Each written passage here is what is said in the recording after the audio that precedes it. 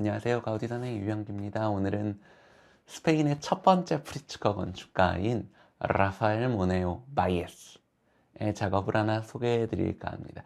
라파엘 모네오 바이에스는 1937년생입니다. 올해 나이, 우리 나이로는 82살이죠. 나이가 제법 되셨는데 1998년도에 아마 프리츠커상 받으셨을 거예요. 그래서 스페인 최초의 프리츠커상 수상자였고 이분의 이력이 아주 특별합니다. 이력이람은 제일 먼저 마드리드 공과대학에서 건축을 공부했는데요. 바르셀로나 공과대학에서 약 10여 년간 건축과 교수를 하셨는데 건축 설계과가 아니라 컴포지션 대 아키텍투라, 그러니까 건축 이론과에 학장을 하셨어요. 건축 이론과에 학장을 하시고 그 이후로 마드리드 대학에 다시 가서 8년인가 아마 거기서도 이론과에 수장을 하신 걸로 알고 있습니다. 그 이후에는 하버드 대학교 디자인 대학원에 가서 학장을 하셨죠.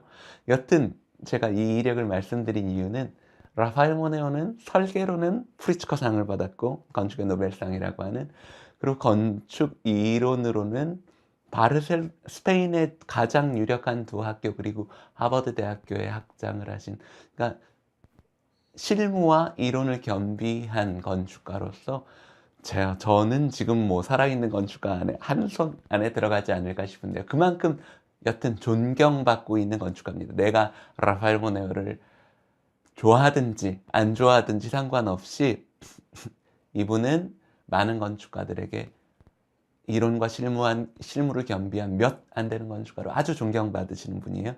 보통은 라파엘 모네오의 건축물은 미국에 있는 작업이나 꾸루살, 산세바스티안에 있는 건물이죠. 그리고 마드리드에 있는 프라도 확장계획안, 그리고 뭐니 해도 제일 유명한 거 아마 메리다에 있는 로마 박물관일 것입니다. 그런데 오늘 제가 스페인에서 또 유럽 건축가들에게 굉장히 인정받는, 그렇지만 그닥 잘 알려지지 않은 다른 프로젝트에 비해서 잘 알려지지 않은, 그러나 건축가들이 아주 좋아하는 프로젝트 하나 소개해 드릴 거예요. 그건 바로 무르시아 시청사 확장 계획안입니다. 계획안이 아니라 만들어졌으니까 무르시아 시청사 별관이라고 하면 되겠죠. 이 별관이 위치하고 있는 장소는 아주 특별합니다. 이 별관은 음,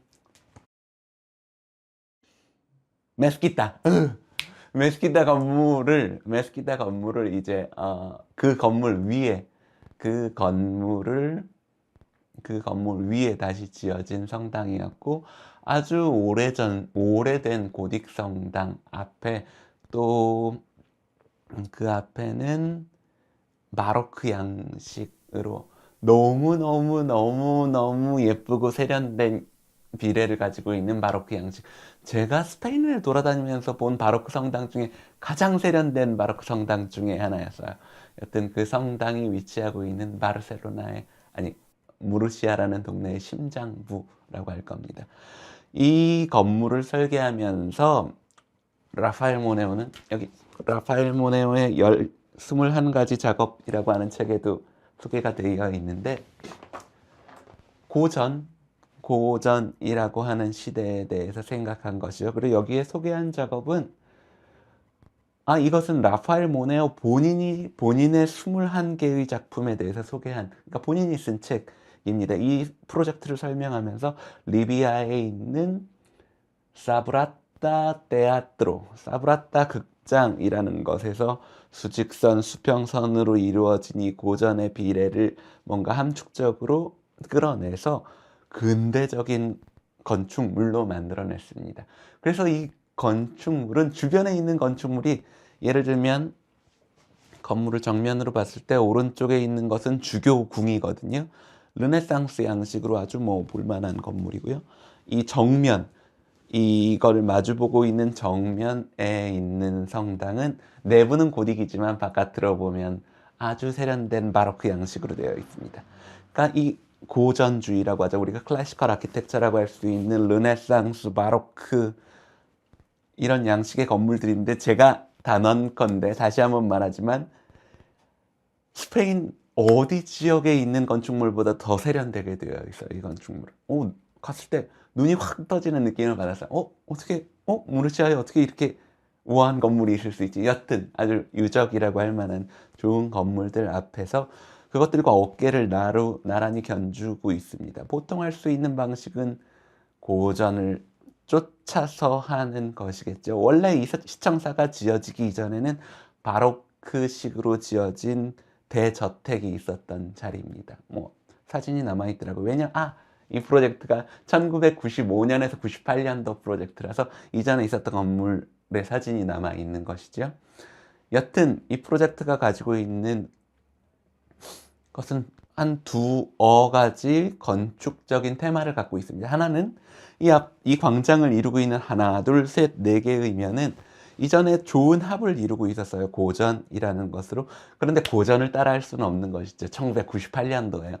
그러니까 어떻게 고전을 재해석할 것인가가 하나의 문제였다면, 지금 이 광장 자체가 마른 목골처럼 이쪽이 성당 쪽으로 기울어져 있고 이쪽 면은 굉장히 좁은 면이거든요. 원래 시청사는 이 건물, 우리가 건물을 봤을 때 왼편에 시청사 건물이 원래 있고 이건 확장 계획 아니에요. 그래서 이 대지가 갖고 있는 길이는 앞뒤 방향으로 너무 깁니다. 실은 이게 대각선 방향으로 면이 길기 때문에 이 정면이랑 같이 보이면 애매하게 보일 수 있는 위치예요. 왜냐하면 둔각으로 이 옆에 긴 면과 이 짧은 면이 동시에 이렇게 보이게 되면 이 입체가 뚱뚱하게 보일 수밖에 없거든요. 그런데 모네오가 여기서 한 건축적인 판단은 뭐냐면요, 이 전면을 이 옆에 긴 면에서 똑 떨어뜨려 놨어요. 그럼 뭐 여러 가지 건축적인 수단을 통해서 평면을 보시면 아실 수 있을 겁니다. 혹시라도 관심이 있으신 분은 이 건축물의 평면을 인터넷 찾아보면 뭐 금방 찾으실 수 있을 거예요. 이 전면을 떼어내기 위해서 가우디는 이 전면의 왼쪽 부분, 오른쪽 부분에 특별한 처리를 통해서 이 전면 입면이 이 뒤에 길게 나오는 면에서 붙어서 뚱뚱한 입체가 아니라 착 떨어져 있는 하나의 면, 그러니까 굉장히 세련된 하나의 면으로 똑 떨어지는 비례를 만들어낼 수 있었죠. 그리고 이 정면의 오른쪽은 센트로 히스토리코, 그러니까 이 무르시아라는 도시의 중심부랑 연결되는 길은 이 길입니다. 이 길을 잠깐 살펴보시면 이쪽에서 오는 사람들이 이 시청사로 바로 들어갈 수 있는 그 출입구를 만들어 놨습니다. 우리가 지금 오늘 살펴보고 있는 이 정면은 출입은 할 수 없는 출입구예요. 아니, 출입은 할 수 없는 정면. 왜냐하면 이 정면을 똑 떨어뜨리기 위해서 바닥과 만나는 부분도 이렇게 홈을 파놨거든요. 그것을 통해서 모네오가 얻어내려고 하는 것은, 제가 보기엔, 건축가인 제가 보기엔 이 주변에 있는 이 위대한 건축물과 비교했을 때 전혀 꿀리지 않는 똑 떨어진 비례를 만들기 위해서는 이쪽 면도 바닥에도 어느 한 곳에서도 애매함이 없는 아주 칼같이 똑 떨어진 형태를 만들었다고 생각합니다. 이 가로 세로 수직 수평의 비례에 대해서는 로마 극장에 대한 연구에서 나왔다고 여러 가지 계획안을 만들어 놓고 있고요. 그리고 지금 이 정면에서 굉장히 중요한 게 이 하얀색 수평띠 아니겠어요? 하얀색 수평띠.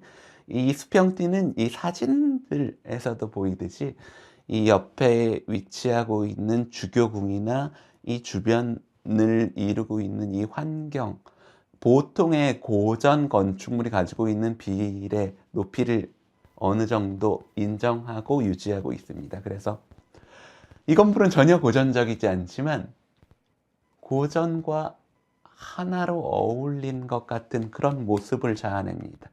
그래서 고전이라는 것을 어떻게 해석해야 될까, 유럽 사람들은 늘 그 고민을 하거든요. 왜냐하면 그 고전으로 가득한 도시 안에 작업을 해야 되니까요. 라파엘 모네오가 이곳에서 보여준 오더와 엔타블레이처의 추상화, 그리고 그 온전한 비례를 따지기 위해서는 그 인면이라는 것이 똑 떨어진 하나의 오브제처럼 떨어져 있어야지 비례를 나눌 수 있겠죠. 그렇기 위해서 만들어진 이 면의 분할이나 구도심에서부터 연결되는 출입구의 배치 계획이나 뭐 여러 면에서 굉장히 훌륭한 도시적으로 굉장히 훌륭한 계획 아니라고 생각합니다. 프로젝트가 어떤 때는 평면으로 풀리는 경우도 있지만 도시적인 의미, 특히나 옆으로 다 합벽이 되어 있어서 빽빽하게 밀집되어 있는 유럽에서 도시적인 의미는 거의 인면의 갖고 있는 의미라고 생각하셔도 크게 다르지 않을 겁니다. 왜냐하면 유럽 도시에서 웬간한 건축물들은 다 옆집이랑 합벽이 되어 있거든요. 네, 오늘은 뭐 길게 하지 않으려고 했는데 벌써 13분이나 됐고 여기까지 하겠습니다. 그럼 안녕히 계세요.